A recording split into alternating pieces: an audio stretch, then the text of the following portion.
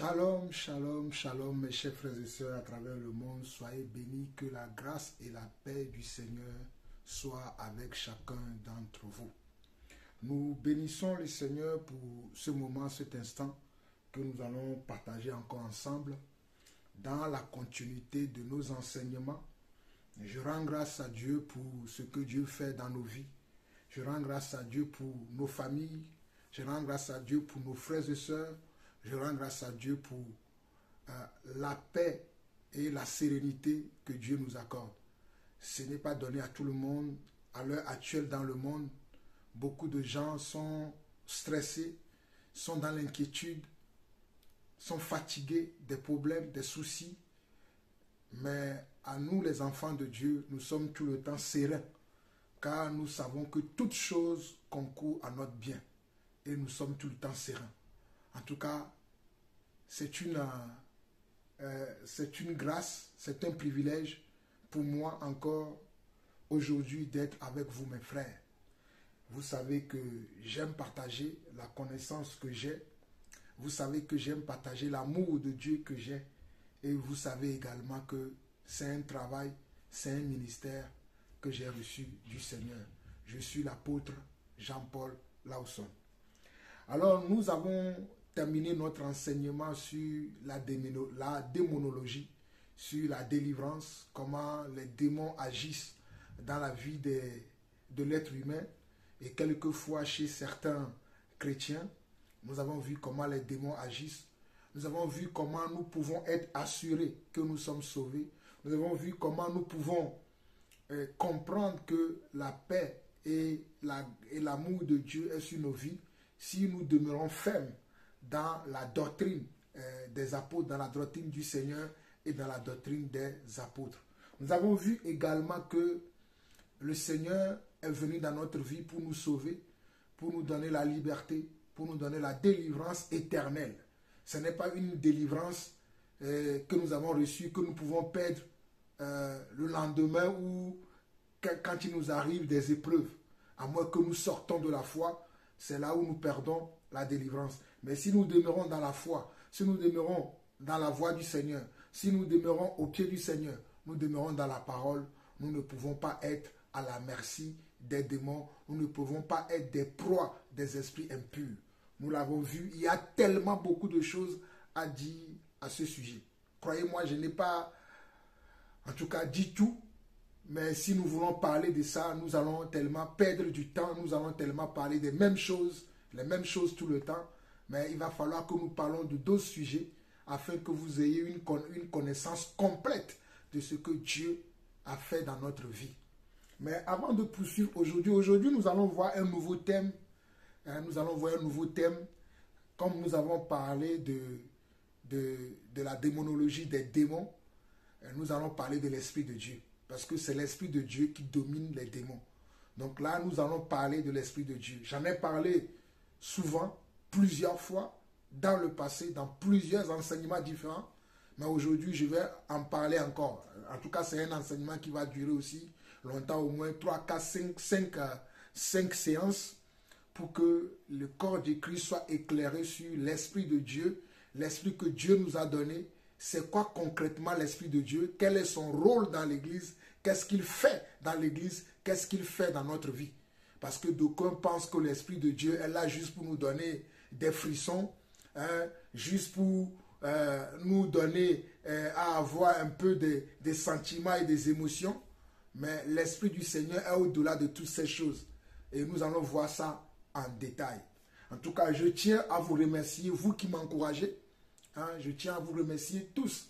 En tout cas, vous, mes frères et sœurs, qui m'encouragez, vous qui habitez l'Europe, vous qui êtes en Amérique, vous qui êtes en Afrique, notamment vous qui êtes au Togo, au Gabon, au Bénin, en Côte d'Ivoire, vous qui êtes au Maroc, vous qui êtes en Algérie, vous qui êtes au Congo, Congo-Kinshasa, et Congo-Brazzaville, et je reçois vos encouragements. En tout cas, je suis encouragé par vos messages que vous m'envoyez souvent, que ce soit par WhatsApp, que ce soit dans vos commentaires. Je vous remercie. Et ça me va tout droit au cœur, ça m'encourage à persévérer dans l'œuvre que Dieu m'a donnée. Je tiens à remercier également les mamans, les sœurs qui me soutiennent. Je n'oublie pas ma maman Julienne. Maman Julienne, salut à toi, salutations fraternelles. Ma sœur Francine depuis la Martinique, salutations fraternelles à toi aussi. Ma sœur Florence depuis Lyon, salutations fraternelles à toi aussi. Et ma sœur Valérie à la Suède, ma sœur Younel en France. Le couple Diamana, mes salutations à vous aussi. Je ne vous oublie pas tous, vous qui êtes les proches, les plus proches de moi, qui m'encouragez tout le temps, qui m'envoyez des messages vraiment sympathiques et encourageants. Merci. Et merci également pour vos soutiens, pour vos dons, que le Seigneur lui-même se souvienne de vous, de comment vous m'aimez, de comment vous me considérez et de comment vous m'honorez. En tout cas, quand vous m'honorez, c'est Dieu aussi qui est honoré. Parce que je suis son serviteur. Si le serviteur est honoré, Dieu aussi est honoré. En tout cas, je vous remercie pour toutes ces choses et je prie que la main du Seigneur, que la grâce du Seigneur se multiplie dans nos vies afin que nous puissions continuer à œuvrer ensemble pour l'œuvre du Seigneur dans nos vies et dans la vie de nos frères et sœurs à travers le monde. Que le Seigneur vous bénisse. Alors, pour démarrer l'enseignement, comme d'habitude, nous allons courber nos têtes et nous allons donner un mot de prière avant de lancer aujourd'hui l'enseignement. Père éternel, Dieu de grâce, Dieu de paix, Dieu d'amour, merci encore pour ce moment que tu nous accordes afin que nous puissions être encore ensemble autour de ta parole qui est une lumière, ta parole qui est une lampe à nos pieds. Seigneur, qui aurait cru que nous aussi, nous serions parmi tes enfants, qui aurait cru que nous aussi, nous puissions, ou bien que nous aussi, nous te connaîtrons. Mais Seigneur, au temps voulu, tu es venu dans nos vies, tu es venu nous apporter la lumière, nous qui étions dans les ténèbres, tu es venu non seulement nous apporter de la lumière, mais tu nous as aussi enlevé des ténèbres pour nous ramener dans ton admirable royaume, dans ton admirable lumière. Nous voulons te dire merci, nous voulons te rendre grâce pour cela et nous voulons aussi encore, Seigneur Dieu, manifester notre gratitude, oh, notre amour pour toi le Père des Lumières, chez lesquels il n'y a ni ombre de variation. Toi qui nous octroies tes grâces, toi qui nous ouvres les yeux de nos cœurs afin que nous voyions la splendeur de l'évangile de Christ, Papa. À présent, Seigneur Dieu, nous allons plonger encore nos regards dans l'évangile de notre Seigneur Yeshua HaMashiach, l'évangile de Christ. Nous te demandons de nous assister du début jusqu'à la fin de cet enseignement que toi-même tu m'as inspiré afin que je puisse venir partager avec mes frères et sœurs et que chacun puisse avoir une connaissance exacte de ton esprit qui est toi-même, ton esprit qui te représente dans l'église. Papa, nous n'étions pas enseignés hier, nous n'étions pas sauvés hier, nous ne te connaissons pas hier, mais aujourd'hui, nous te connaissons. Mais aujourd'hui, nous sommes tes enfants. Mais aujourd'hui, nous sommes enseignés par toi. Tu as dit toi-même que lorsque le Saint-Esprit viendra, il nous enseignera toutes choses et il nous enseignera aussi les choses à venir. Voilà pourquoi, éternel mon Dieu, je m'abandonne entre tes mains en ce moment même et pour la suite des enseignements qui vont venir. Et j'abandonne également mes chers frères et sœurs à travers le monde entre tes mains afin que chacun d'entre nous puisse recevoir de toi un enseignement vraiment clair, limpide et surtout un enseignement solide pour pouvoir réfuter les contradicteurs et tous les esprits impurs qui veulent nous aliéner. Je rends grâce, Seigneur Dieu, à ton esprit qui est au rendez-vous. Je rends grâce, Seigneur Dieu, à ton amour dans mon cœur et dans le cœur de tous mes frères et sœurs à travers le monde. Papa, nous te bénissons encore. Les mots me manquent encore pour te dire à combien nous te sommes reconnaissants. Merci pour ton salut. Merci parce que tu nous as gardés tout au long de cette semaine qui s'est achevée et une nouvelle semaine a démarré. Merci également, Seigneur Dieu, pour le soin que tu prends pour nos familles, pour nos amis, pour nos frères et sœurs, même pour ceux-là qui sont des païens, également tu les gardes. Papa, nous ne saurions jamais te dire merci pour toutes choses que tu fais dans nos vies. Père, reçois la gloire, l'honneur, la puissance et la puissance et le règne pour les siècles des siècles. Au nom de Jésus-Christ, nous avons ainsi prié. Amen. Alors, mes chers frères et sœurs, ce sont là l'inspiration que j'ai eue pour pouvoir dire merci au Seigneur et demander son assistance pour qu'il nous accompagne dans le partage de ce message qu'il m'a donné, c'est-à-dire parler du Saint-Esprit. Alors, mes chers frères et sœurs, à travers le monde, il est très important que nous, enfants de Dieu, nous devons connaître quelle est notre identité, quelles sont les facettes de cette identité, quelles sont les prérogatives de cette identité que nous avons. Quand je parle de l'identité, je parle de l'identité de nous, les enfants de Dieu, de nous qui sommes sauvés, de nous qui sommes devenus non plus des créatures, mais des enfants de Dieu, mais qui marchons dans ses voies. Quelles seront vraiment nos facettes? C'est de ça que nous parlerons au travers de l'œuvre de l'Esprit dans notre vie. C'est-à-dire, le Saint-Esprit, quand il vient dans notre vie, il vient pour un but. Quand le Saint-Esprit vient dans la vie d'un enfant de Dieu, il vient pour un but. Et le Saint-Esprit, c'est Dieu lui-même. Voilà pourquoi Jésus a dit aux apôtres que je m'en vais, mais je vous enverrai le Saint-Esprit. On va lire un passage très rapidement.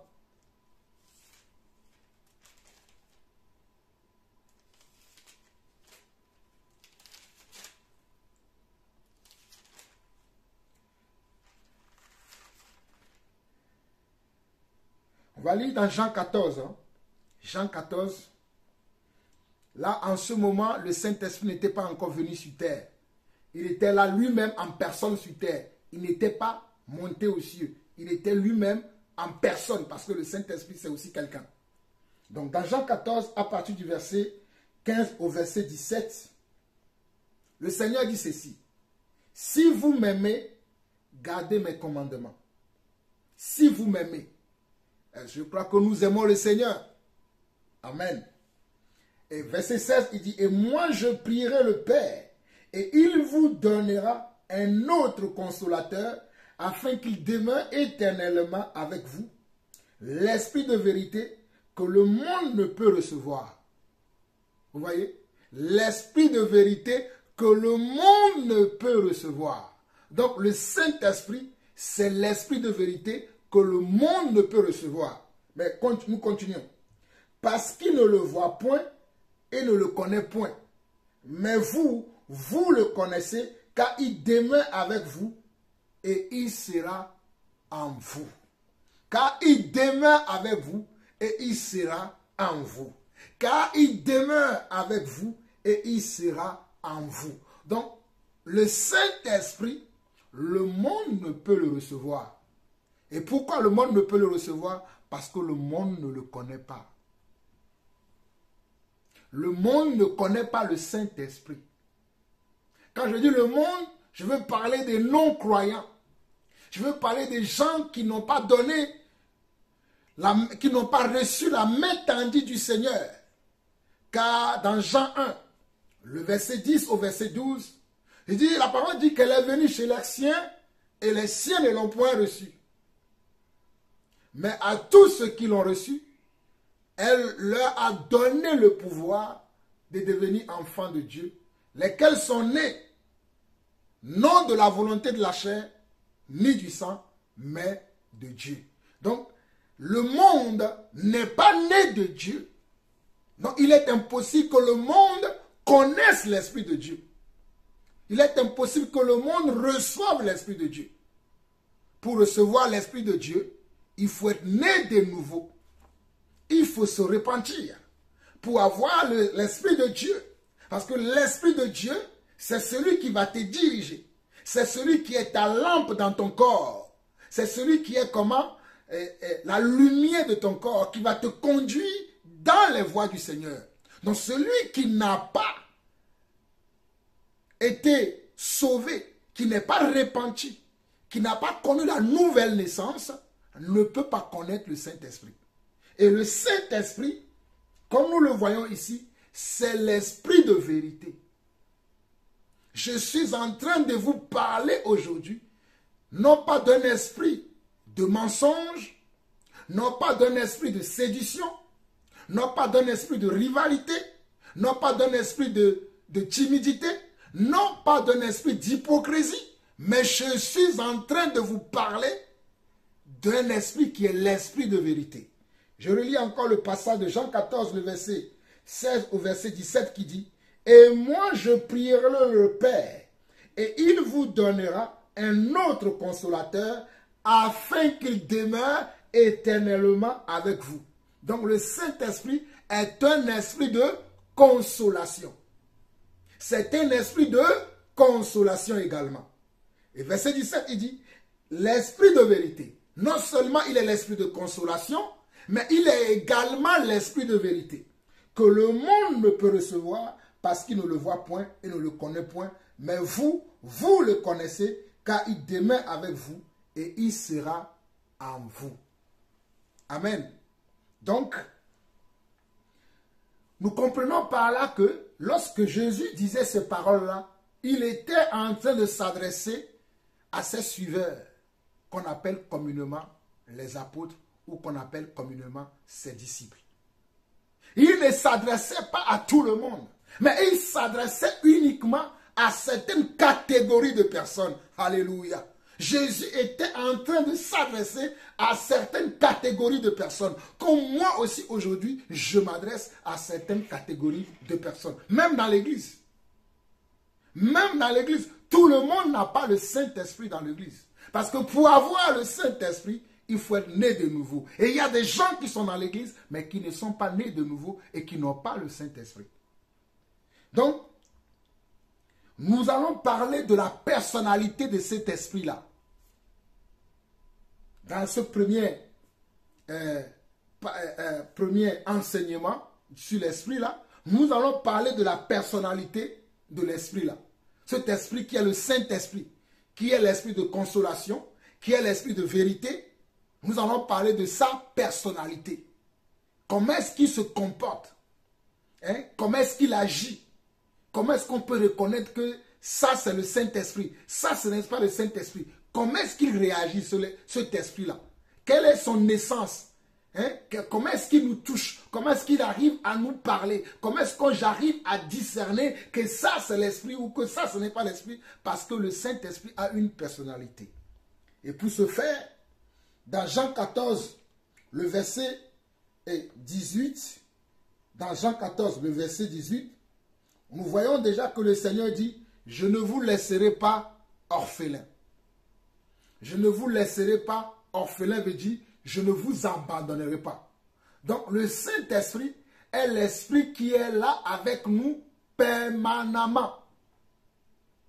Le Saint-Esprit est un esprit qui est avec nous permanemment. Il est là avec nous tout le temps où nous vivons sur terre. Tant que Jésus n'est pas encore revenu, le Saint-Esprit sera avec nous sur terre. Donc il est là en permanence. Le Saint-Esprit est là en permanence avec nous. Il ne nous quittera pas. Il quittera la terre que lorsque le Seigneur Jésus reviendra. Mais tant que le Seigneur Jésus n'est pas revenu, il est là en permanence avec nous qui sommes ses enfants. Donc nous voyons un passage suivant dans Jean 15. Jean 15, le verset 5. Jésus dit également, « Je suis le cep et vous êtes les serments. Celui qui demeure en moi et en qui je demeure porte beaucoup de fruits, car sans moi, vous ne pouvez rien faire. » Donc nous voyons également que le Saint-Esprit est la racine qui porte les branches, c'est-à-dire qui porte les enfants de Dieu. Le Saint-Esprit est la racine d'un enfant de Dieu. Pour qu'un enfant de Dieu puisse, parce que si je prends l'exemple d'un arbre, pour qu'un arbre puisse grandir et porter du fruit après, il faut que cet arbre-là puisse avoir de bonnes racines. Parce que c'est les racines qui, enfoncées dans la terre, vont aller chercher les ressources dont la plante ou la fleur a besoin pour grandir, se développer et si c'est un arbre fruitier, porter des fruits. C'est au travers de la racine. Si la racine de la plante ou de la fleur est mauvaise, la fleur va faner, la plante va mourir. Voilà pourquoi le Seigneur dit ici, je suis le sceptre, vous êtes les sarments. Cela veut dire que c'est lui la racine qui nous porte. Quand les sarments veut dire, c'est nous là, nous les enfants de Dieu, qui sommes, ou bien qui, oui voilà, c'est nous qui sommes la racine j'ai dit la racine, c'est nous qui sommes les branches de cette racine nourricière qui veut que nous portons du fruit. Et cette racine nourricière qui veut que nous portons du fruit, c'est le Saint-Esprit. Et c'est également le Seigneur. Je précise encore. Cette racine-là, c'est le Saint-Esprit. Et c'est également le Seigneur. Et le but du Seigneur, c'est que nous portons du fruit. Amen. Ok. Nous allons posément, mais sûrement, afin que vous puissiez comprendre ce que le Seigneur veut. Le Saint-Esprit est l'esprit de vérité. Il est l'esprit de consolation. Et nous devons comprendre que le Saint-Esprit est une personne également. Comme Jésus, lorsqu'il était sur terre, il était une personne, il allait de lieu en lieu. Hein. Il bougeait, il n'est pas statique, il n'est pas à un endroit fixe, mais il bougeait de lieu en lieu. Pourquoi je dis que le Saint-Esprit bouge, il pense, il parle et qu'il nous donne comment des directions. Parce que, voyez-vous, nous tous qui sommes des enfants de Dieu, nous sommes des milliards de croyants sur la terre. En tout cas, je sais que la terre, selon les statistiques, compte je ne sais plus combien de milliards d'habitants, mais en tout cas, au moins nous sommes des milliers de personnes qui sont des enfants de Dieu aujourd'hui. Mais si le Saint-Esprit ne parle pas, comment pourrait-il nous conduire? Parce que ce que l'Esprit dit à quelqu'un qui est aux États-Unis, ce n'est pas la même chose que l'Esprit va dire à moi qui est en France. Ce n'est pas la même chose que le Saint-Esprit va dire à quelqu'un d'autre qui est en Afrique. Parce qu'il parle à chacun d'entre nous selon notre niveau et selon ce qu'il attend de nous de faire. Il veut que nous portions du fruit. Et il nous équipe chacun d'entre nous afin que nous allons porter du fruit pour lui dans l'œuvre que nous faisons, dans le monde, dans nos activités. Mais nous sommes des milliards de chrétiens aujourd'hui. Mais si le Saint-Esprit ne pense pas, ne parle pas, ne bouge pas, comment est-ce qu'il peut agir dans la vie de nous tous qui sommes des croyants aujourd'hui? Comment est-ce qu'il peut agir? Quelqu'un qui est en Martinique, quelqu'un qui est en Guadeloupe, quelqu'un qui est à Tokyo, quelqu'un qui est à New York. Mais le Saint-Esprit, c'est celui qui nous dirige, qui nous guide. Donc il parle, il va parler à quelqu'un qui est à Tokyo, toi fais-moi ceci. Il va parler à quelqu'un qui est à New York, toi reste chez toi. Il va parler à quelqu'un qui est au Cameroun, toi je te veux à cet endroit-là. Voilà pourquoi je dis qu'il parle, il pense et il bouge.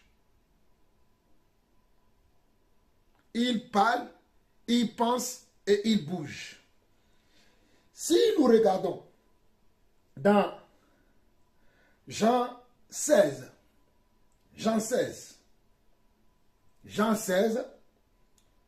le verset 8 au verset 10. Le verset 8 au verset 10, on nous dit, et quand il sera venu, il convaincra le monde à ce qui concerne le péché, la justice et le jugement. Quand il sera venu, il convaincra le monde en ce qui concerne le péché, la justice, le jugement.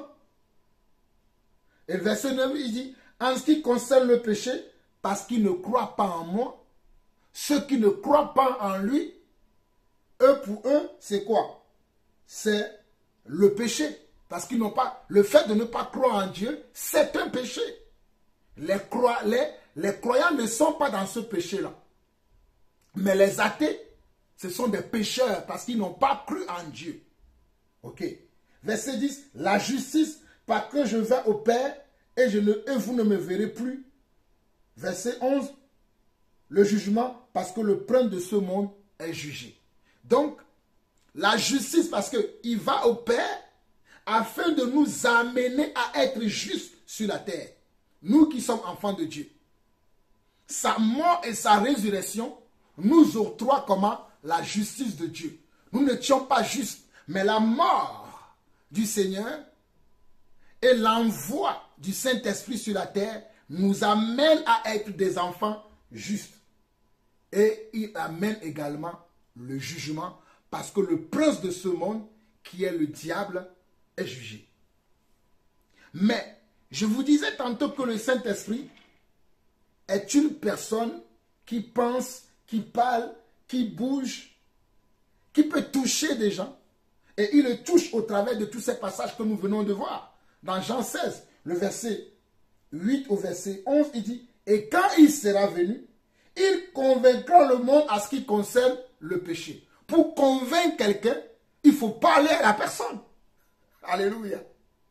Pour convaincre quelqu'un de quelque chose, il faut d'abord adresser une parole à la personne. Il faut envoyer un message à la personne.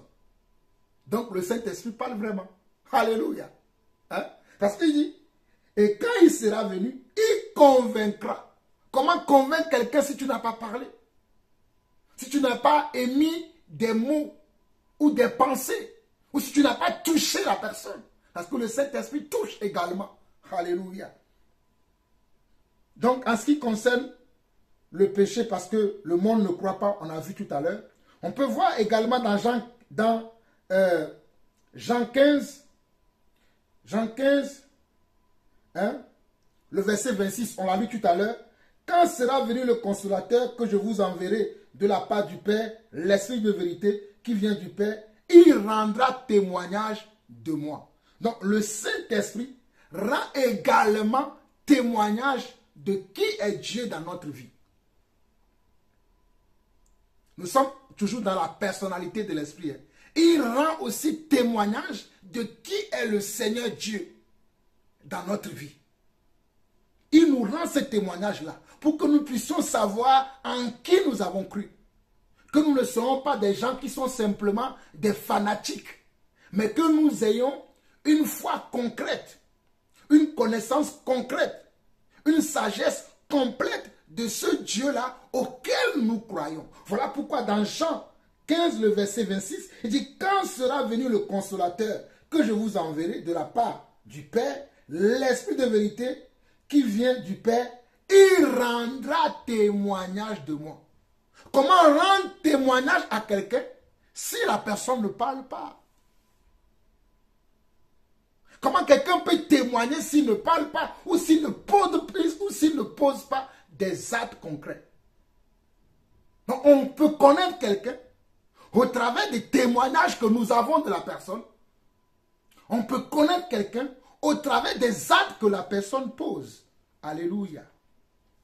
Amen. Donc le Saint-Esprit parle. Nous pouvons voir cela très rapidement dans Apocalypse chapitre 1. Allons-y dans Apocalypse chapitre... Non, plutôt Apocalypse chapitre 2. Apocalypse chapitre 2, le verset 7. Apocalypse 2, le chapitre 2, verset 7 dit ceci.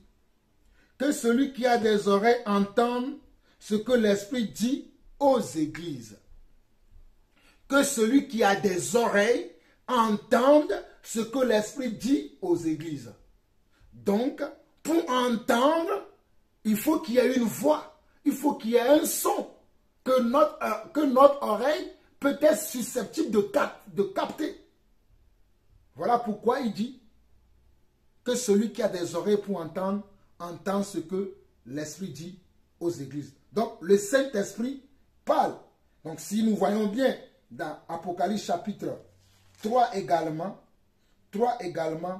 le verset 13, il dit encore que celui qui a des oreilles entende ce que l'Esprit dit aux églises. Et si nous regardons bien également au verset 22 également, il dit que celui qui a des oreilles, dans Apocalypse 3 bien sûr, hein, on a vu Apocalypse 3 le verset 13 et dans Apocalypse 3 le verset 22, il dit encore également que celui qui a des oreilles entend ce que l'Esprit dit aux églises. Ce qui fait que nous, les serviteurs de Dieu, nous, les enseignants de la parole, quand nous parlons aussi, nous disons que celui qui a des oreilles entende ce que l'Esprit dit. Parce que nous sommes sous l'inspiration de l'Esprit lorsque nous enseignons, lorsque nous exhortons, lorsque nous amenons une pensée, lorsque nous amenons une volonté de Dieu dans l'Église. Vous allez voir que nous allons employer ces termes-là, que celui qui a des oreilles entende.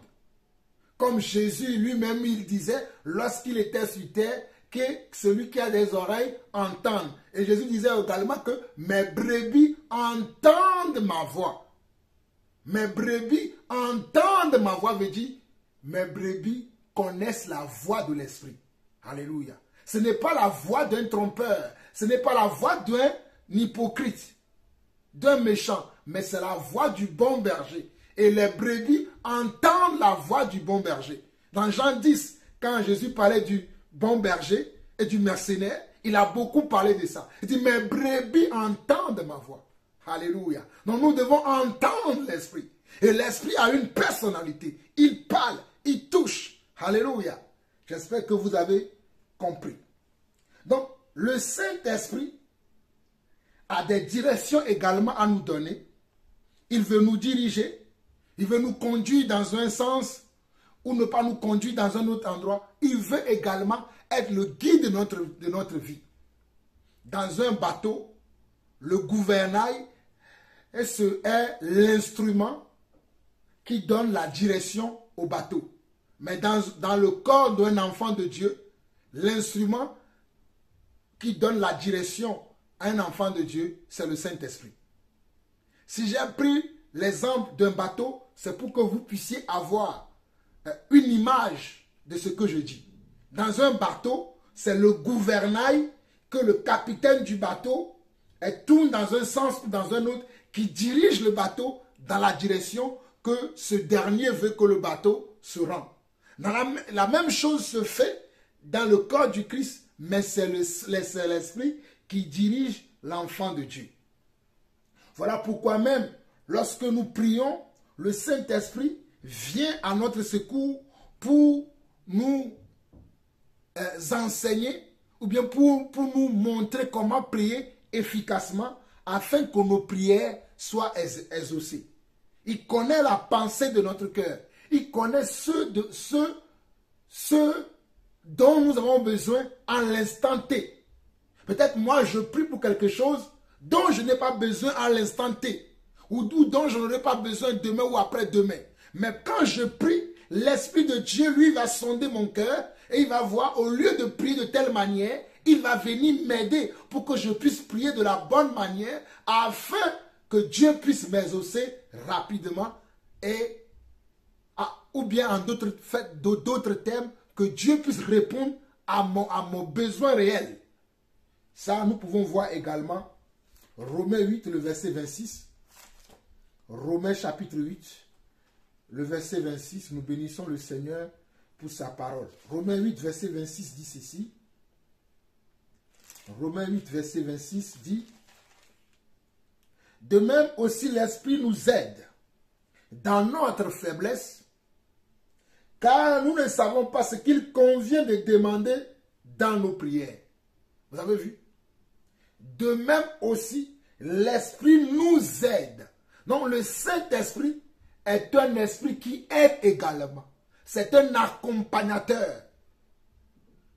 C'est un comment? C'est un accompagnateur.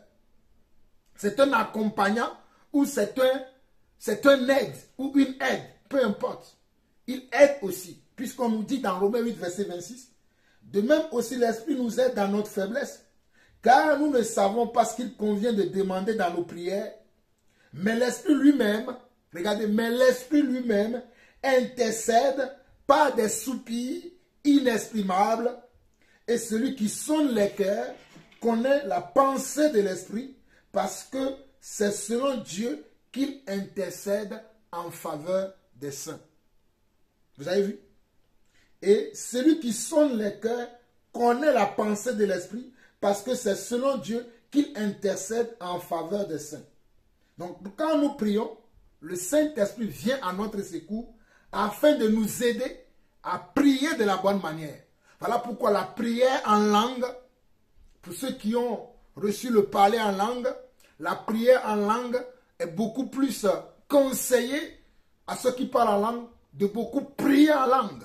Parce que quand nous prions en langue, nous prions par l'Esprit de Dieu. C'est une communication directe avec Dieu. Oh, alléluia. J'aime parler en langue. J'aime prier en langue. Parce que c'est un don que Dieu m'a donné, que j'aime beaucoup exercer. La prière en langue. Ça me fortifie, ça m'édifie. Ça me montre beaucoup de choses. Oui, ça m'aide à voir beaucoup de choses ou bien à être efficace dans ce que je fais. Donc j'aime beaucoup prier en langue. L'apôtre Paul le dit lui-même que bien que je parle plus que vous tous en langue, l'apôtre Paul est quelqu'un qui parlait beaucoup en langue. Lisez 1 Corinthiens 14. 1 Corinthiens 14, l'apôtre Paul en parle là-bas. Donc la prière en langue est le langage aussi de l'esprit. Voilà pourquoi quand nous prions et quand nous n'arrivons pas à dire les choses qu'il faut au Seigneur, l'Esprit va venir à notre aide par des soupirs inexprimables pour nous aider à prier de la bonne manière. Donc le Saint-Esprit est également notre force et notre puissance. Il est l'enseignant de la parole de Dieu. C'est comme si c'est notre professeur. Il est notre professeur, il est notre tuteur, il est notre maître. Il est comment? Il est comment? Il est notre enseignant. Il est notre tuteur, il est notre conducteur. Le Saint-Esprit est l'enseignant de la parole de Dieu. C'est une onction que nous recevons et cette onction nous amène à être enseignés de la bonne manière par l'Esprit. Allons dans 1 Jean chapitre 2 rapidement. 1 Jean chapitre 2, que le Seigneur bénisse sa parole. 1 Jean chapitre 2.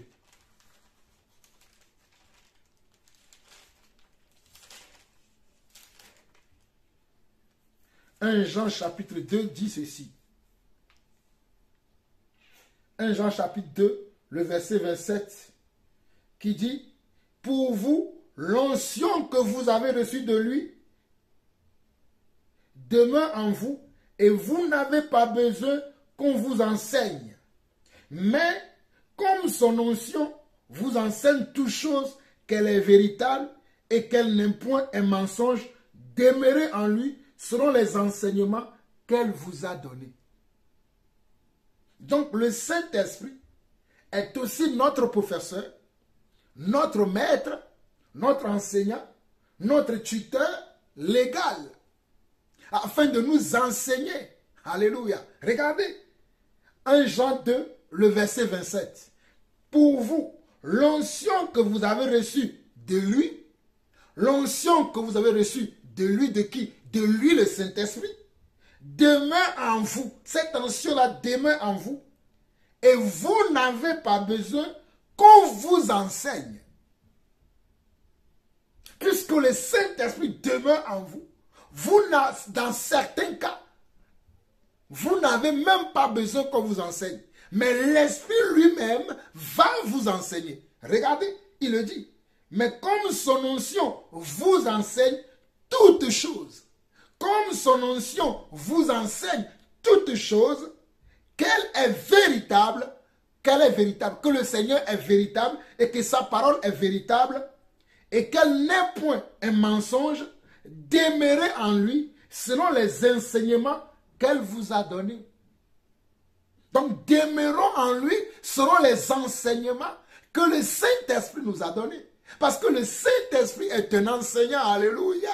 Ce n'est pas un esprit de frisson, comme dans les églises. On voit l'esprit de Dieu est descendu. Ça, c'est du désordre. Ça n'a rien à voir avec l'esprit de Dieu. Vous voyez les gens? Non, attendez, l'esprit de Dieu n'est pas un esprit de comédie. L'esprit de Dieu n'est pas un esprit de... Je ne sais pas, ça n'a rien à voir. Regardez, on nous dit, pour vous, l'onction que vous avez reçue de lui demeure en vous et vous n'avez pas besoin qu'on vous enseigne. Mais comme son onction vous enseigne toutes choses, qu'elle est véritable et qu'elle n'est point un mensonge, demeurer en lui selon les enseignements qu'elle vous a donnés. Donc le Saint-Esprit n'est pas un esprit. Quel est le professeur qui vient dans la classe pour enseigner ses élèves et qui se met à faire des gestes bizarres comme ça, ou qui se met à faire des choses qui n'ont pas de sens? Quel est le professeur qui fait ça? Même dans le domaine de l'art, du 7e art, ou bien du théâtre, parce que j'étais un ancien comédien, je peux en parler. Même quand nos professeurs venaient nous enseigner, ils ne faisaient pas des actes qui n'ont ni queue ni tête. Des actes qui sont insensés devant nous. Ils nous enseignaient comment jouer la comédie. Comment interpréter un rôle. Ils étaient là pour nous enseigner ça quand nous étions dans l'école de l'art, dans le théâtre, dans la comédie. Ils nous enseignaient comment jouer tel acte. Tu vas jouer la scène.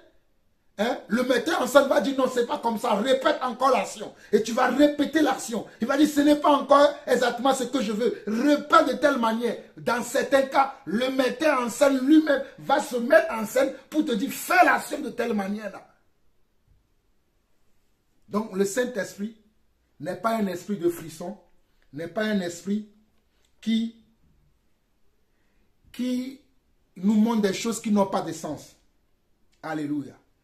Nous avons vu que le Saint-Esprit est un esprit de consolation. Il nous console. Il nous conduit dans toute la vérité. Il est notre guide. Il nous met dans il est notre guide pour nous diriger dans notre destinée en nous montrant le chemin que nous devons prendre. En nous montrant les portes que nous devons chercher à ouvrir. Voilà pourquoi c'est un esprit de consolation. Et c'est un esprit qui est notre guide. Parce que nous l'avons vu dans Jean 16. Revenons dessus rapidement. Dans Jean 16, dans Jean chapitre 16, le verset 13, je crois, si je ne me trompe pas. Oui, Jean 16, verset...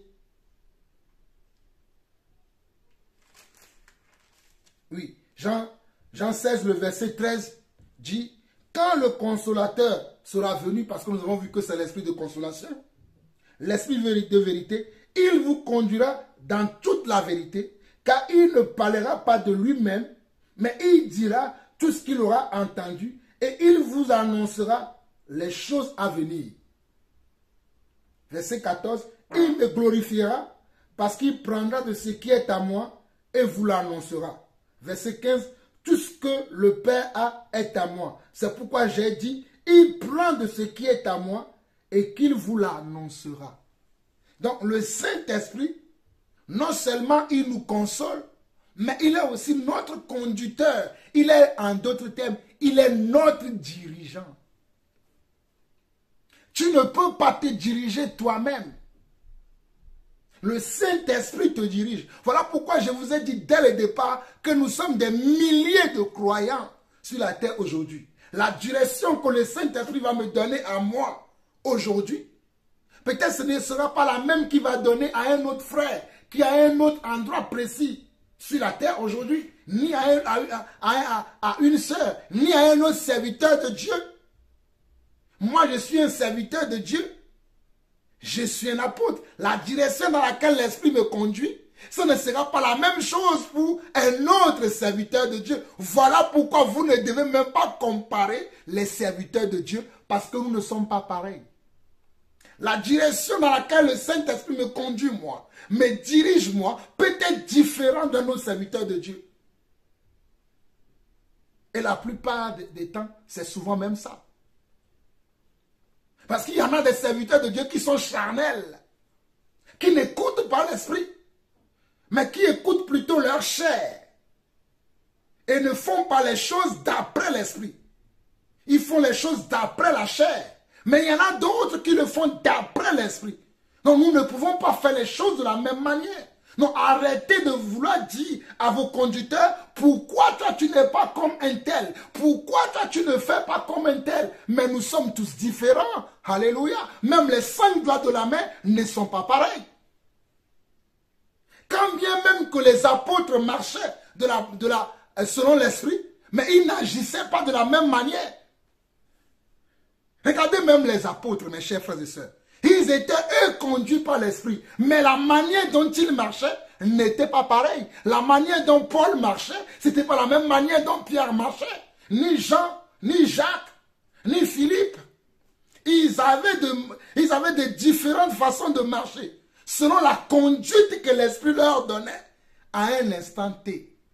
Voilà pourquoi la marche par l'Esprit est très primordiale, que nous, enfants de Dieu, nous devons plébisciter dans notre marche quotidienne.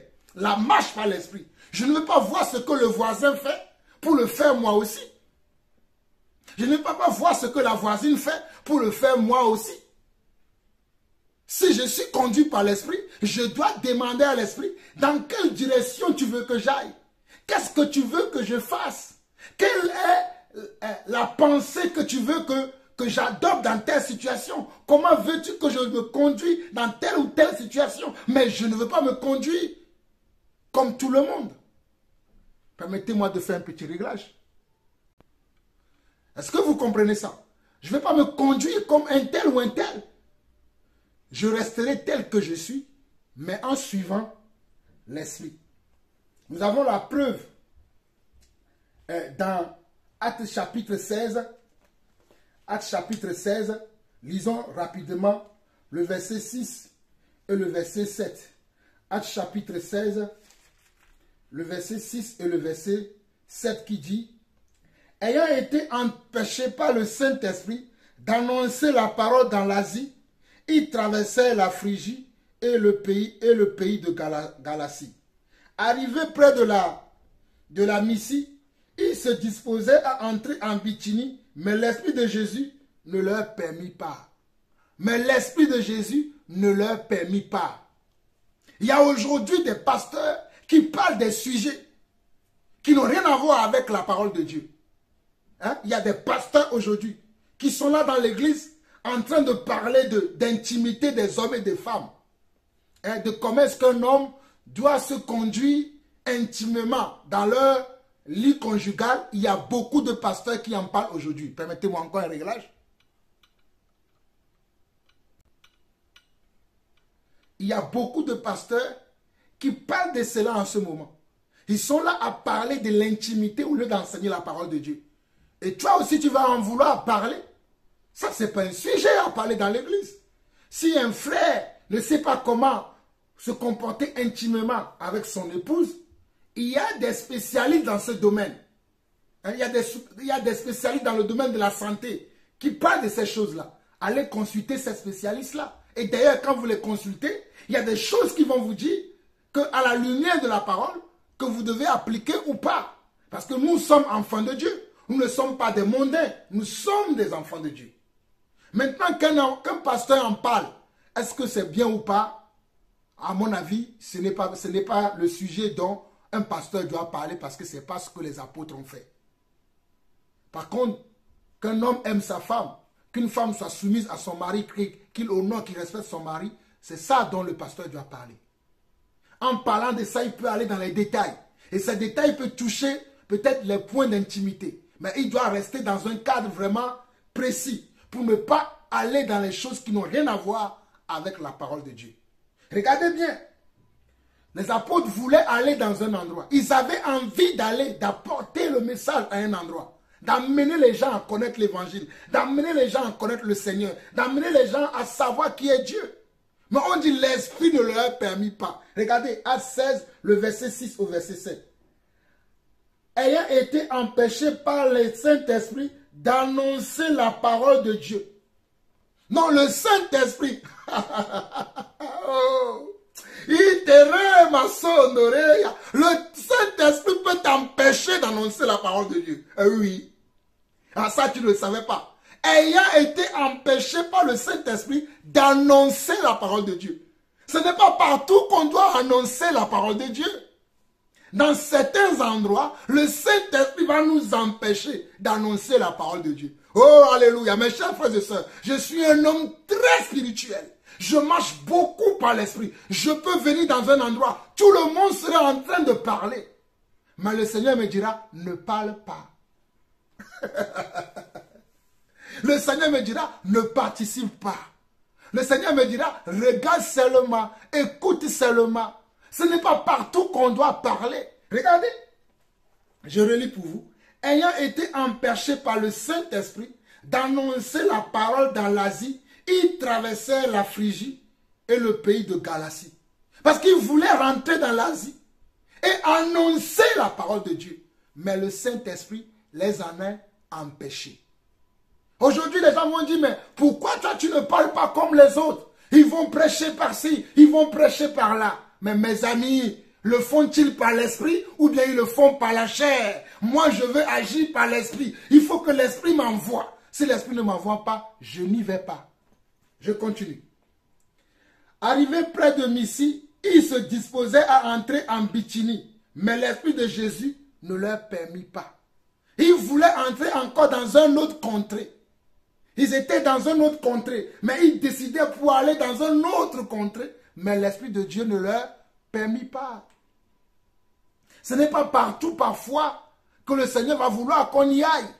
Même dans certaines réunions chrétiennes, le Seigneur m'empêchera d'y aller. Vous savez, il y a des frères qui, je vois, ils sont souvent dans certaines réunions. Parfois, ils m'invitent même.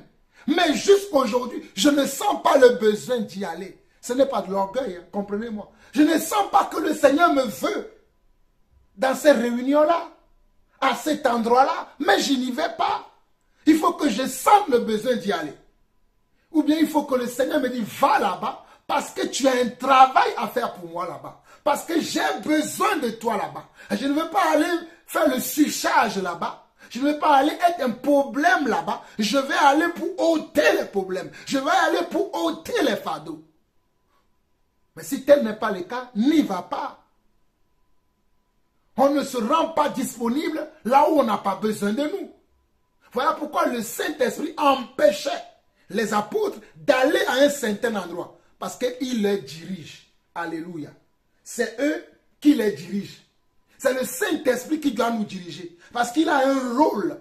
Il a un commandement. Il a une direction. Il a comment?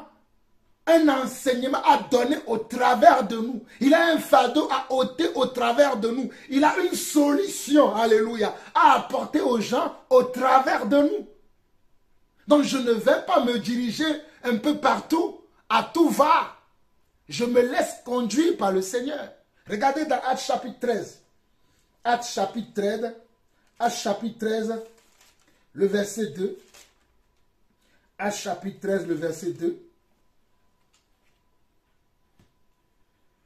Pendant qu'ils servaient le Seigneur dans leur ministère et qu'ils jeûnaient, le Saint-Esprit dit, mettez-moi à part Barnabas et Saul pour l'œuvre à laquelle je les ai appelés. Pendant que les gens servaient le Seigneur, pendant qu'ils étaient dans leur ministère, en train de servir le Seigneur dans une communauté, c'était la communauté d'Antioche, le Saint-Esprit dit, mettez-moi à part Paul et Barnabas. Mettez-moi à part Paul et Barnabas pour l'œuvre pour laquelle je les ai appelés. Oh, alléluia. J'aime les Écritures. Pendant qu'ils servaient le Seigneur dans leur ministère à Antioche, ils étaient tous à Antioche. Mais l'Esprit va dire, moi je veux Paul et Silas, mettez-les-moi à part. Qu'ils sortent de votre communauté parce que je vais les utiliser autrement. Il doit aller me servir ailleurs. Il ne doit pas rester dans la communauté d'Antioche. Tous les dimanches, ils sont là. Tous les réunions, ils sont là. Moi, je les veux ailleurs. Il y a beaucoup de serviteurs de Dieu qui sont dans des endroits où l'Esprit ne les veut pas là-bas. Ils seront beaucoup plus efficaces s'ils sont ailleurs. Mais ils restent dans la communauté parce qu'ils veulent rester comment? Dans les bonnes grâces. Ils veulent toujours voir la sœur Françoise, la sœur Marie, le frère Marc, le frère Philippe, manger ensemble, rigoler ensemble, et s'apprécier ensemble, et puis c'est fini. Mais le Seigneur te veut quelque part. Le Seigneur veut t'utiliser quelque part. Oh, Shairama, je parle à quelqu'un. Le Seigneur, prions, mes chers frères et sœurs. C'est le moment que tu pries pour que tu puisses savoir qu'est-ce que l'Esprit veut de moi. On dit pendant qu'il gênait. Regardez. Oh, alléluia. Acte 13, verset 2. Pendant qu'ils servaient le Seigneur dans leur ministère, on peut lire même. Hein? à partir du verset 1. On peut lire Acte 13 à partir du verset 1 jusqu'au verset 4. Acte 13, verset 1 au verset 4. Écoutez. Il y avait dans l'église d'Antioche des prophètes et des docteurs. Barnabas, Siméon appelé Niger, Lucius de Cyrène, Manéen qui avait été élevé avec Hérode le Tétrarque et Saul. Pendant qu'ils servaient le Seigneur dans leur ministère et qu'ils jeûnaient. Pendant qu'ils servaient le Seigneur dans leur ministère et qu'ils jeûnaient. Pendant qu'ils servaient le Seigneur dans leur ministère et qu'ils jeûnaient, le Saint-Esprit dit, mettez-moi à part Barnabas et Saul pour l'œuvre à laquelle je les ai appelés. Ils étaient en train de servir le Seigneur. Ils étaient même en train de jeûner, de chercher la face du Seigneur. Et le Seigneur dit, par l'intermédiaire de l'Esprit, par l'intermédiaire du guide de l'Église, par l'intermédiaire du chef suprême de l'Église, par l'intermédiaire de l'enseignant, le plus redoutable dans l'Église qui est le Saint-Esprit, mettez-moi à part Paul et Barnabas pour l'œuvre pour laquelle je les ai appelés. C'est pour une œuvre qu'il les a appelés. Il ne les a pas appelés pour qu'ils soient là avec leur pasteur, comme j'entends. C'est un pasteur assistant.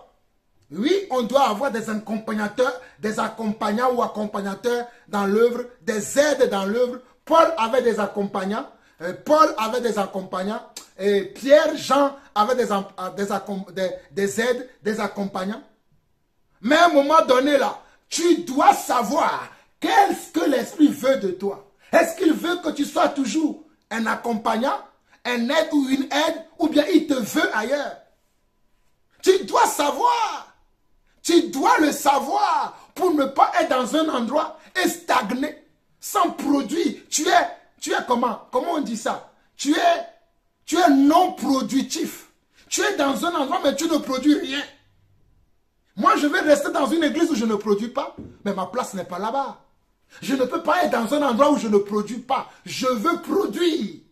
Je veux produire du fruit. Et pour produire du fruit, il faut écouter la racine, le Saint-Esprit. Et regardez bien, verset 3. Alors, après avoir jeûné et prié, il leur imposait les mains et les laissait partir. Regardez. Alors, après avoir jeûné et prié, il leur imposait les mains et il les laissait partir. Beaucoup de ministères ne veulent pas laisser des gens partir aujourd'hui. Oh, tu es trop orgueilleux, tu es trop pressé. Oui, c'est vrai, je reconnais qu'il y a aussi des frères qui sont pressés de servir le Seigneur alors qu'ils ne sont pas prêts.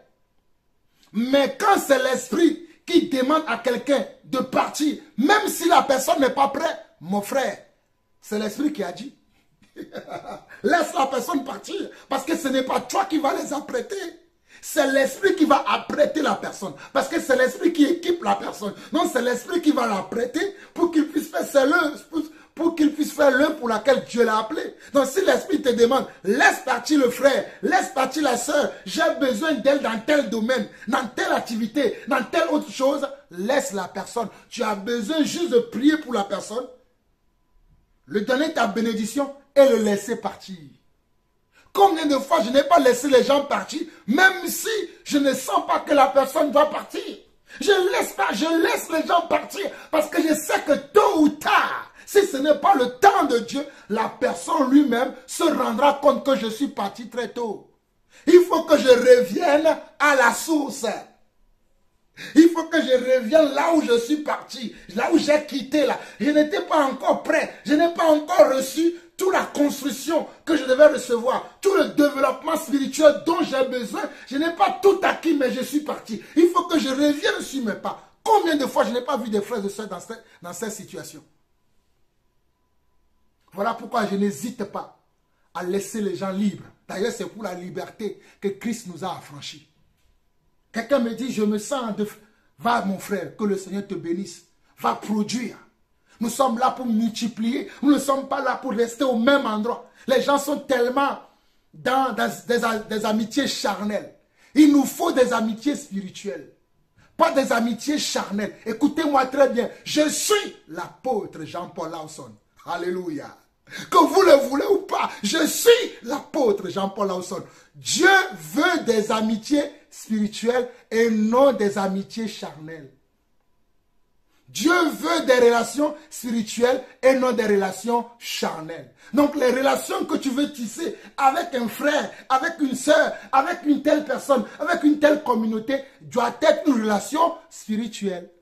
Regardez, à 13 verset 3 au verset 4. Alors, après avoir jeûné et prié, il leur imposait les mains et les laissait partir.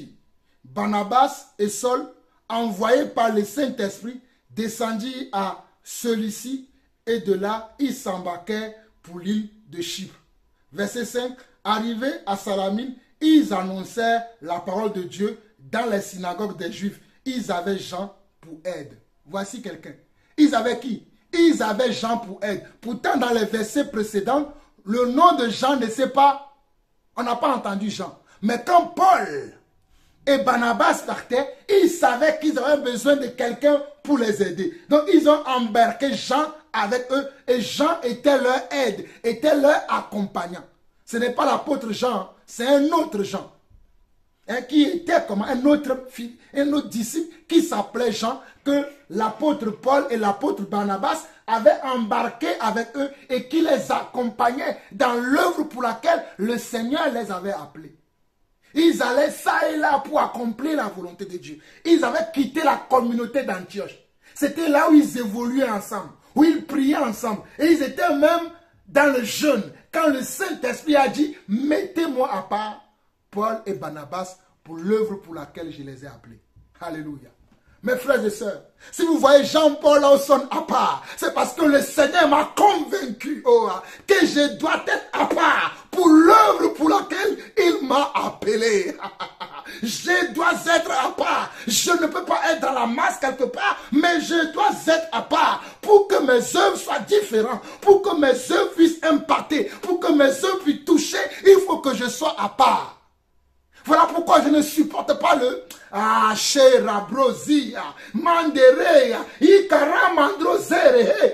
je ne peux pas supporter des communautés où les gens sont là. Ils ne savent même pas pourquoi ils sont là. Ils se réunissent juste pour se réunir. L'un vient, il dit ce qu'il pense. L'autre vient, il dit, il pense que c'est un club. L'église n'est pas un club. L'église est un centre d'éducation. L'église est un centre d'édification. L'église est un centre de formation. L'église n'est pas un club où on vient s'amuser, on vient danser, on prie, on dit quelques bénédicités et on pense que c'est ça. Non, l'église est un centre de formation, est un centre d'éducation, est un centre d'édification. Tant que vous ne comprendrez pas ça, vous allez traîner dans les endroits où il ne faut pas. Moi, Jean-Paul Lawson, non, oubliez ça. Avançons. Acte 20, 28. C'est le Saint-Esprit qui va nous aider également à garder le troupeau. Acte 20, 28. Acte 20, 28, Jésus dit ceci. Il dit, Acte 20, 28, j'ai dit Jésus. Paul dit ceci. Acte 20, 28. Prenez donc garde à vous-même et à tout le troupeau sur lequel le Saint-Esprit vous a établi évêque pour paître l'église de Dieu qui s'est acquise par son propre sang. Donc nous devons prendre garde sur nous-mêmes et nous devons prendre également garde sur le troupeau sur lequel le Saint-Esprit nous a établi évêque. Je ne suis pas devenu évêque parce que je voulais devenir évêque. Je suis devenu évêque parce que c'est la volonté de Dieu pour moi. Parce que Dieu voulait que je sois évêque. Évêque veut dire serviteur de Dieu. Évêque veut dire ancien. Évêque veut dire appelé pour servir Dieu. Je ne suis pas devenu évêque parce que je voulais devenir évêque. Je suis devenu évêque parce que c'est l'appel de Dieu pour ma vie. Et c'est un appel qui a parlé plus fort dans mon cœur. De telle manière que j'ai mis comment? Oh, les gens qui me connaissent peuvent vous le témoigner. J'ai mis ma vie professionnelle de côté pendant un temps.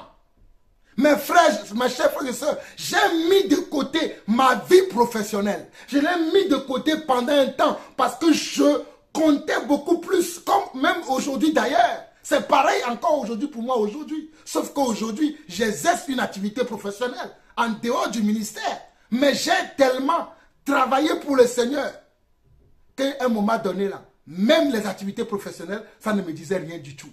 C'est le service du Seigneur ou rien.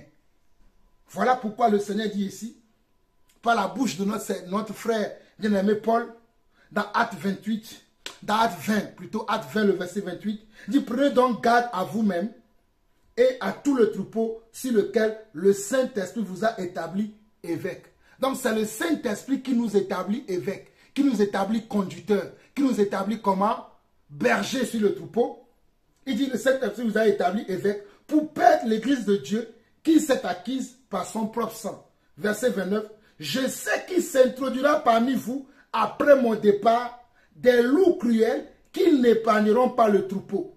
Verset 30. Qui s'élèvera du milieu de vous, des hommes qui enseigneront des choses pernicieuses pour entraîner les disciples après eux. Verset 31. Veillez donc, vous souvenant que durant 3 années, je n'ai cessé nuit et jour d'exhorter avec l'âme chacun de vous.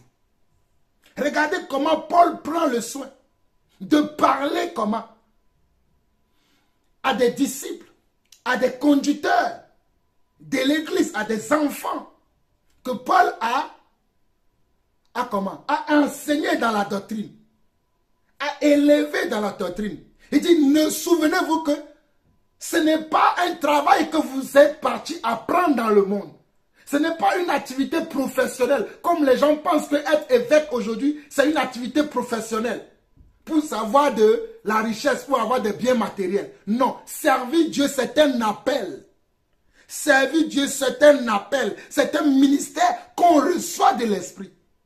Et on doit en prendre garde à ce ministère-là, en veillant sur nous-mêmes et en veillant également sur le troupeau. Le troupeau veut dire sur les frères et sœurs qui nous sont attachés, sur les frères et sœurs qui croient à l'œuvre de Dieu dans notre vie. Combien mes frères peuvent vous le témoigner. J'aime beaucoup mes frères et sœurs. Oh, alléluia.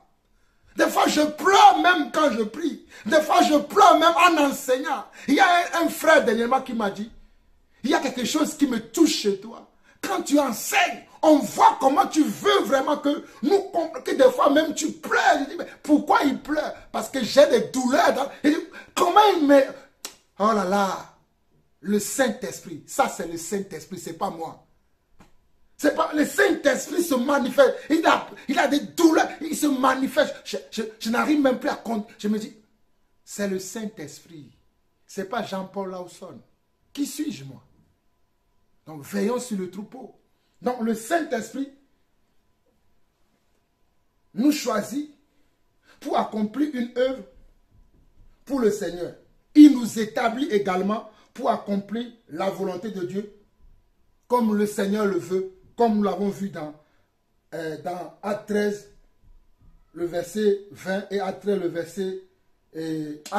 verset 2 et Acte 20, le verset 28. Le Saint-Esprit nous assiste et nous aide à grandir également.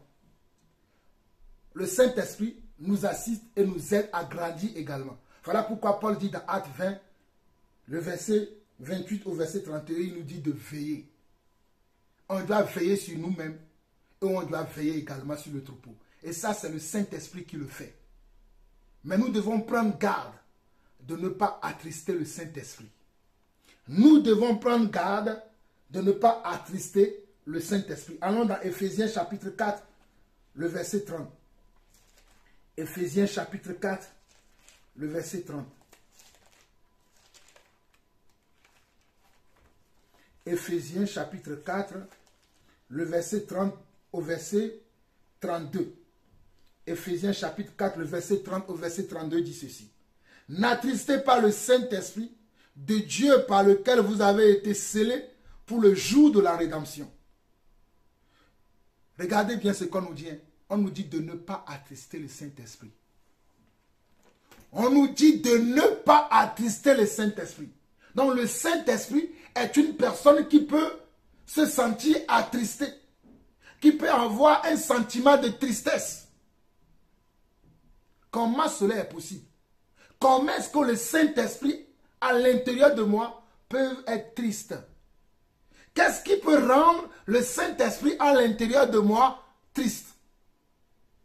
Mes chers frères et sœurs, quels sont les éléments qui vont faire que le Saint-Esprit à l'intérieur d'un individu, à l'intérieur d'un enfant de Dieu, peut être triste? Lisons les versets suivants. Verset 31 au verset 32. On nous dit que toute amertume, toute animosité, toute colère, toute clameur, toute calomnie et toute espèce de méchanceté disparaissent du milieu de vous. Donc voilà les choses qui peuvent faire que le Saint-Esprit va être attristé à l'intérieur de moi. Si je suis dans l'amertume, si je suis dans l'animosité, dans la colère, dans la clameur, dans la calomnie et toute espèce de méchanceté. Ici, la liste n'est pas finie. Hein. La liste n'est pas exhaustive. Il y a encore beaucoup de choses que nous allons voir qui peuvent faire que le Saint-Esprit peut être attristé. Verset 32 nous dit, soyez bons les uns envers les autres, compatissants, vous pardonnant réciproquement comme Dieu vous a pardonné en Christ. Nous devons être bons les uns envers les autres. Nous devons être bons les uns envers les autres, compatissants les uns envers les autres. Et que toute animosité, toute clameur, toute médisance, toute colère, toute calomnie, toute hypocrisie, tout mensonge, toute frivolité, toute insulte, injure, jalousie, querelle, envie, toutes ces choses-là doivent disparaître au milieu de nous, car ce sont ces choses qui attristent le Saint-Esprit. L'amertume, c'est un sentiment mêlé de tristesse et de déception. L'amertume est un sentiment mêlé de tristesse et de déception. Quelqu'un qui, vous voyez dans l'amertume souvent, c'est quelqu'un qui a été abusé peut-être, ou bien qui a été trompé. Donc il est déçu. Et cette déception va créer un sentiment de tristesse à l'intérieur de lui. C'est cela qu'on appelle l'amertume. Vous allez voir, la personne va devenir amère. Tout ce qu'il va dire, ça va être amer parce qu'il a été déçu de quelqu'un. Il a été déçu par son serviteur de Dieu. Il a été déçu par son mari. Il a été déçu par sa femme. Il a été déçu par ses enfants. Il a été déçu par un frère. Il a été déçu par une sœur. Mais faisons attention. Ce n'est pas parce qu'un frère t'a déçu ou bien ce n'est pas parce qu'un serviteur de Dieu t'a déçu que tous les serviteurs de Dieu peuvent te décevoir. Et que tu dois être dans l'amertume et dans la tristesse. Hein? Ce n'est pas parce que quelqu'un t'a déçu, quelqu'un t'a trompé, quelqu'un t'a triché, quelqu'un t'a volé, quelqu'un t'a rejeté, que cela veut dire que tous les serviteurs de Dieu vont te rejeter, que tous tes frères et sœurs vont te rejeter, que tous les hommes dans ce monde vont te rejeter. Il est bien vrai que tu as été rejeté, que tu as subi une injustice, que tu as subi un tort, que tu as subi comment? Une méchanceté. Mais cela ne doit pas faire de toi quelqu'un d'amer, quelqu'un de déçu. Tu dois passer au-delà de ces sentiments pour ne pas attrister le Saint-Esprit dont tu as été scellé. Éphésiens 4:30. Éphésiens 4:30. N'attristez pas le Saint-Esprit dont vous avez été scellé. Ce n'est pas parce que dans les épreuves que tu traverses, dans l'expérience que tu as eue dans l'église, il y a X ou Y qui t'ont fait du mal. Il y a X ou Y qui t'ont rejeté. Il y a X ou Y qui ne t'ont pas considéré. Il y a X ou Y qui t'ont pas honoré. Que tu dois maintenant demeurer dans un sentiment d'amertume, d'envie, de haine, de colère, d'animosité. Non! L'animosité se manifeste souvent quand les gens sont dans l'antipathie. Quand les gens sont dans l'antipathie, c'est l'animosité que vous allez voir qui vont manifester. Les gens qui sont dans l'antipathie, c'est les gens qui n'ont pas de compassion, qui n'ont pas d'empathie pour les autres. Hein? Donc, ils sont dans l'antipathie. l'empathie. Ils n'ont pas de l'empathie pour les autres. Donc eux, ils sont dans l'antipathie. Ils ne considèrent pas les intérêts des autres. Ils ne considèrent pas le bien-être des autres. Ils ne se soucient pas des autres. Ils ne pensent qu'à eux. Ils sont tellement orgueilleux. Ils ne pensent qu'à eux-mêmes. Mais le bien des autres ne les intéresse pas. C'est ceux-là qui sont souvent dans l'animosité. Hein? Vous allez les voir dans les clameurs, dans les calomnies. C'est les gens qui vont avoir des clameurs, des calomnies sur leurs frères, sur leurs soeurs, même des fois sur leurs conducteurs. Peut-être qu'il peut être bien vrai que le conducteur a eu une attitude incorrecte envers toi. Va voir le conducteur. Mon frère, ma soeur, je t'encourage aujourd'hui. Si tu as été quelqu'un qui a été maltraité par un conducteur, qui a été inconsidéré, rejeté par un conducteur, aie le courage d'aller voir le conducteur pour dire mon serviteur, mon Seigneur, dans telle situation, je me suis senti rejeté, inconsidéré, incompris. Explique-toi avec lui, parle avec lui. Mais que cela ne crée pas de la colère en toi. Parce que cette colère va amener, je t'assure, de l'animosité envers la personne. De la haine envers la personne. De la calomnie envers la personne. Voilà pourquoi beaucoup de gens calomnient les serviteurs de Dieu aujourd'hui. Ils inventent des histoires, saugrenues même. Certaines histoires sont vraies. Je ne suis pas en train de dire que toutes les histoires sont fausses. Mais il y en a certains, ce sont des histoires qui sont fausses. Parce que la personne, il y a eu une situation précise que la personne n'a pas su gérer avec la sagesse de Dieu, avec le cœur de Dieu pour amener ce serviteur-là à se remettre en cause, à se corriger. Amenons nos frères et sœurs à se corriger. Amenons nos conducteurs aussi à se corriger. Seront des personnes bien disposées, des personnes qui ne sont pas, comment je peux dire ça pour que vous puissiez comprendre, des personnes, voilà, qui ne sont pas susceptibles. Hein? La susceptibilité doit disparaître au milieu de nous. Un chrétien ne peut pas souffrir, un disciple ne peut pas souffrir de la susceptibilité. Parce qu'il y a eu ça, il y a eu ça, je ne veux plus parler à telle personne. Parce qu'il y a eu ça, il y a eu ça, j'ai des sentiments de rancœur, de haine, d'animosité envers tel ou tel. Mes frères et sœurs, je suis quelqu'un, je sens ces choses. Je ne suis pas en train de m'enorgueillir. Le Seigneur m'a donné un discernement tel que dans les milieux où il y a de l'antipathie, il y a de l'animosité, il y a de la calomnie, il y a de la clameur, je n'aime pas ces endroits-là. Je n'aime pas du tout ces endroits-là. Et je n'aime même pas fréquenter des frères et des sœurs qui sont dans ces genres de choses. Parce que je veux être dans la quiétude pour servir le Seigneur. Donc, Hébreux 10, verset 29 nous dit, Hébreux 10, verset 29, pour éviter ces choses-là, regardez Hébreux 10, le verset 29. Hébreux 10, le verset 29 dit, Hébreux 10,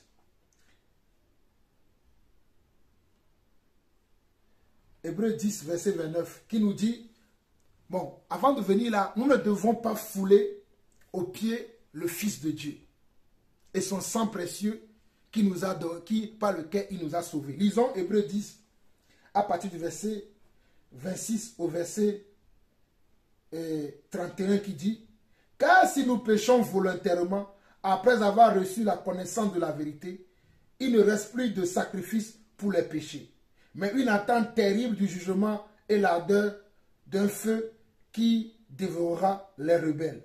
Celui qui aura violé la loi de Moïse meurt sans miséricorde sur la déposition de 2 ou de 3 témoins. De quel pire châtiment, regardez bien le verset 29, de quel pire châtiment pensez-vous que sera jugé digne celui qui aura foulé aux pieds le Fils de Dieu, qui aura tenu pour profane le sang de l'alliance par lequel il a été sanctifié et qui aura outragé l'Esprit de la grâce. » Voilà pourquoi je vous disais, ne foulons pas aux pieds le Fils de Dieu et son sang précieux par lequel il nous a sauvés. Résistons d'une foi ferme à l'ennemi, aux pensées équivoques. Soumettons-nous à la parole de Dieu qui est la vérité. Ne tombons pas sous un châtiment en banalisant le don de Dieu pour notre vie. Ne tombons pas sous un châtiment en banalisant le don de Dieu pour notre vie. Le Saint-Esprit veut que nous soyons des enfants en apprenant avec lui. Il veut que nous apprenons avec lui. Il veut que nous tenons ferme dans l'apprentissage. Il veut que nous tenons ferme dans les voies de Dieu. Il veut que nous tenons ferme dans la marche avec Dieu. Voilà pourquoi on nous dit dans Hébreux 10, le verset 26 au verset 29, car si nous péchons volontairement, il y a des péchés qui sont très faciles. Le manque de pardon est un péché qui est très facile. L'amertume est un péché qui est très facile. La médisance est un péché qui est très facile à faire. Les calomnies sont des péchés facilement faisables si nous ne prenons pas garde. Voilà pourquoi le Saint-Esprit nous prévient. Dans Hébreux 10, le verset 26 au verset 31, car si nous péchons volontairement, après avoir reçu la connaissance de la vérité, il ne reste plus de sacrifice pour les péchés. Nous péchons volontairement. Après avoir reçu comment? La vérité. Nous connaissons déjà la vérité. La vérité est en nous. Mais délibérément, nous décidons de pécher. De ne pas faire un avec la parole. C'est une décision que nous avons prise. Voilà pourquoi au verset 29, on nous dit, mais une attente terrible du jugement et l'ardeur d'un feu qui dévorera les rebelles. Ce sont les rebelles qui se comportent de telle manière. Celui qui aura violé la loi de Moïse, celui qui a violé la loi de Moïse meurt sans miséricorde sur la déposition de 2 ou de 3 témoins. À l'époque de la loi, celui qui aura violé la loi de Moïse sur la déposition de 2 ou de 3 témoins est châtié sans miséricorde. Est beaucoup châtié. Est châtié comment? Sans miséricorde. Sans aucun état d'âme. Mais regardez la suite du passage. Verset 29. De quel pire châtiment? De quel pire châtiment pensez-vous que sera jugé digne? De quel pire châtiment pensez-vous que sera jugé digne celui qui aura foulé aux pieds le Fils de Dieu, qui aura tenu pour profane le sang de l'alliance par lequel il a été sanctifié et qui aura outragé l'esprit de la grâce? Car nous connaissons celui qui a dit, à moi la vengeance, à moi la rétribution, et encore le Seigneur jugera son peuple.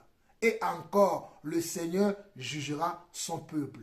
Le Saint-Esprit vient, on l'a vu dans Actes, dans Jean 16, le verset 8 au verset 11 ou 13. On dit que quand le Saint-Esprit vient, il convaincra du monde, du péché, de justice et de jugement. Le Saint-Esprit juge aussi.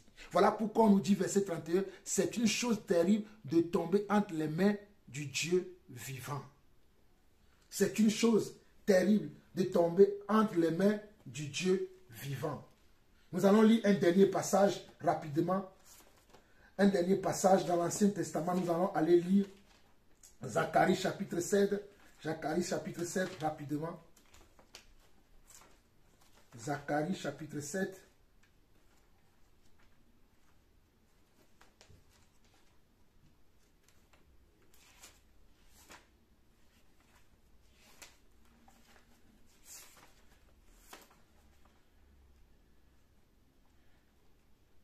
Que le Seigneur...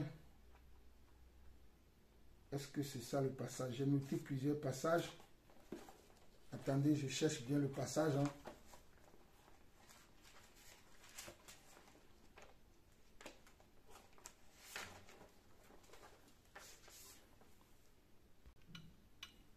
Alors, Zacharie, c'est plutôt Zacharie chapitre 7, le verset, Zacharie chapitre 7, le verset 11 à 13 qui dit, Zacharie chapitre 13, le verset 11 à 13 qui dit, mais ils refusaient d'être attentifs. Ils eurent le pôle rebelle et ils endurcirent leurs oreilles pour ne pas entendre. Ils rendirent leur cœur dur comme le diamant pour ne pas écouter la loi et les paroles que l'Éternel des armées leur adressait par son esprit. par les premiers prophètes. Ainsi l'Éternel des armées s'enflamma d'une grande colère. Quand il appelait, ils n'ont pas écouté. Aussi n'ai-je pas écouté quand ils ont appelé, dit l'Éternel des armées. Donc, si nous endurcissons nos oreilles ou nos cœurs pour ne pas accepter la parole de Dieu adressée par son Saint-Esprit à nous, le Seigneur aussi, quand nous allons lui adresser les paroles, il ne va pas nous écouter. Regardez bien dans Zacharie 7, le verset 11 au verset 13, il dit ceci. Mais ils refusaient d'être attentifs. Qui refusait? Le peuple de Dieu. Les enfants d'Israël refusaient d'être attentifs à Dieu. Ils eurent l'épaule rebelle et ils endurcirent leurs oreilles pour ne pas entendre. Ils rendirent leur cœur dur comme le diamant. Ils rendirent leur cœur dur comme le diamant pour ne pas écouter la loi et les paroles que l'Éternel des armées leur adressait par son esprit. Ils n'écoutaient pas la parole de Dieu que l'Éternel leur adressait par quoi? Par son esprit. Ils ne les écoutaient pas. Par les premiers prophètes. Ainsi l'Éternel des armées s'enflamma d'une grande colère. Donc quand nous n'écoutons pas le Saint-Esprit se met en colère. C'est une personne. Quand nous ne l'écoutons pas, il se met en colère. Et quelle est la suite? Regardez le verset 13. Quand il appelait, ils n'ont pas écouté. Aussi, n'ai-je pas écouté quand ils ont appelé, dit l'Éternel des armées. Quand vous aussi, vous allez appeler l'Éternel de retour, parce que vous ne l'obéissez pas, lui non plus ne va pas vous écouter.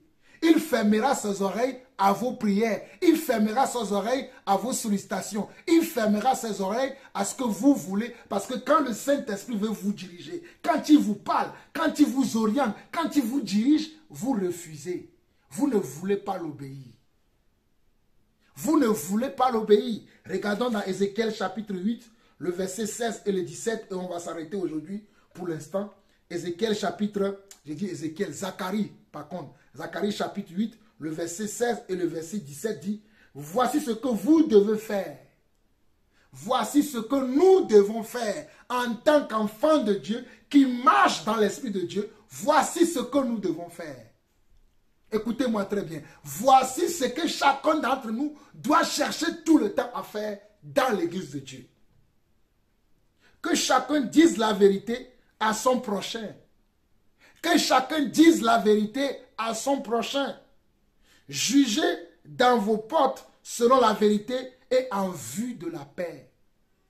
Que chacun parle à son prochain selon la vérité et jugez dans vos portes selon la vérité et en vue de la paix. Que nul en son cœur ne pense le mal contre son prochain et n'aimez pas le faux serment, car ce sont là toutes choses que je hais, dit l'Éternel. Je répète encore. Voici ce que vous devez faire. Voici ce que nous devons faire quand nous voulons être tout le temps le conducteur, quand nous voulons marcher avec l'Esprit, quand nous voulons être un avec l'Esprit, que Dieu ne ferme pas ses oreilles, que le Saint-Esprit ne soit pas attristé, que le Saint-Esprit ne nous quitte pas. Voici ce que nous devons faire selon Zacharie chapitre 8, le verset 16 au verset 17 qui dit, voici ce que vous devez faire, que chacun dise la vérité à son prochain. Jugez dans vos portes selon la vérité en vue de la paix. Jugez dans vos portes selon la vérité en vue de la paix. Que nul en son cœur, ne permet le mal contre son prochain. Que nul en son cœur ne permet le mal contre son prochain et n'aimez pas le faux serment, car ce sont là toutes choses que je hais, dit l'Éternel. Mes chers frères et sœurs, comme je veux m'arrêter à 30, il est bientôt temps. Je reviendrai dans la prochaine partie sur ces deux passages de Zacharie pour nous montrer vraiment comment le Saint-Esprit veut que nous nous conduisons dans l'Église de Dieu afin qu'il ne nous quitte pas. Il ne veut pas être attristé. Il ne veut pas que nous soyons dans des choses qui ne glorifient pas Dieu. En tout cas, j'espère que ce premier enseignement, cette première partie de l'enseignement va vous édifier, va vous montrer dans quelle voie chacun d'entre nous doit marcher. Nous vous aimons beaucoup. Vous avez écouté la voix de votre frère, le serviteur, l'apôtre Jean-Paul Laosson. Nous vous aimons. À la prochaine partie. Que le Seigneur vous bénisse. Nous nous reverrons bientôt dans la prochaine partie. Que la paix et la grâce du Seigneur soient avec d'entre vous. Nous reviendrons sur les 2 derniers passages afin d'expliquer en profondeur. Là, nous étions à la fin, mais nous continuerons à la prochaine session. Soyez bénis. Nous vous aimons beaucoup. Shalom, shalom et shalom.